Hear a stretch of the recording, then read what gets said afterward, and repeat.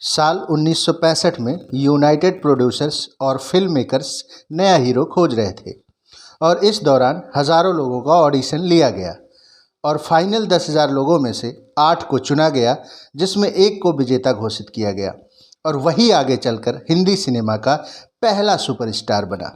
जी हाँ, हम बात कर रहे हैं एक मल्टी टैलेंटेड, बेहद खूबसूरत और दिग्गज कलाकार राजेश खन्ना के बारे में।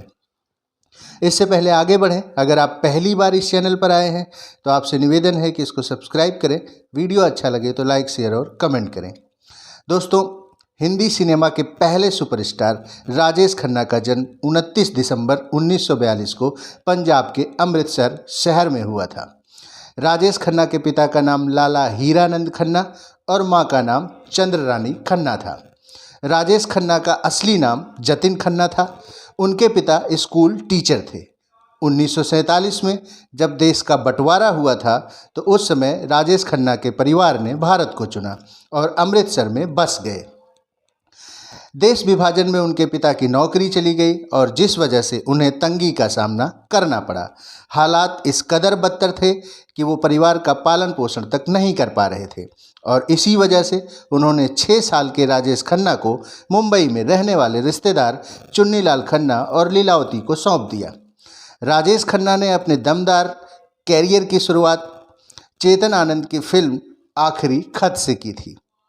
ये फिल्म साल 1966 में रिलीज हुई थी, लेकिन ये फिल्म बॉक्स ऑफिस पर कुछ ज़्यादा कमाल नहीं दिखा पाई थी।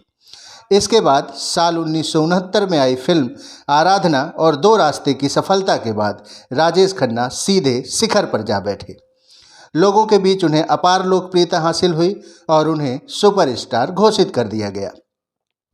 इसके बाद राजेश खन्ना ऐसे पहले स्टार बने जिन्होंने एक के बाद एक लगातार 15 हिट फिल्में दी और गोल्डन जुबली स्टार बन गए।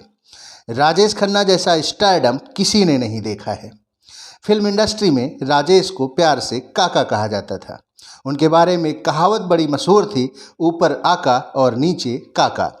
निर्माता निर्देशक राजेश खन्ना के घर के बाहर लाइन लगाए खड़े रहते थे। वो मुंह मांगे दाम चुकाकर उन्हें साइन करने को तैयार रहते थे। कहते हैं कि लड़कियों के बीच राजेश खन्ना सबसे ज़्यादा फेमस थे। अपने रोमांटिक हीरो के लिए लड़कियों ने खून से खत लिखे थे। कहा तो ये भी जाता है कि कई लड़कियों ने उनकी फ़ोटो से शादी कर ली थी। यहाँ तक कि कई लड़कियाँ उनका फ़ोटो तकिए के नीचे रखकर सोती थी। स्टूडियो या किसी निर्माता के दफ्तर के बाहर राजेश खन्ना की सफ़ेद रंग की कार रुकती थी तो लड़कियां उस कार को ही चूम लेती थी। लिपस्टिक के निशान से सफ़ेद रंग की कार गुलाबी हो जाया करती थी। सच्चा झूठा, कटी पतंग, हाथी मेरे साथी, महबूब की मेहंदी, आनंद, आन मिलो सजना, आपकी कसम जैसी फिल्मों ने उस दौर में कमाई के नए रिकॉर्ड्स बनाए। रोमांटिक हीरो राजेश खन्ना दिल के मामले में भी रोमांटिक निकले। अंजू महेंद्रू से उनका जमकर अफेयर चला, लेकिन फिर ब्रेकअप हो गया। ब्रेकअप की वजह दोनों ने आज तक नहीं बताई है। बाद में अंजू ने क्रिकेट खिलाड़ी गैरी सोबर से सगाई कर सभी को चौंका दिया था। इसके बाद राजेश खन्ना की ज़िंदगी में आई डिम्पल कपाड़िया।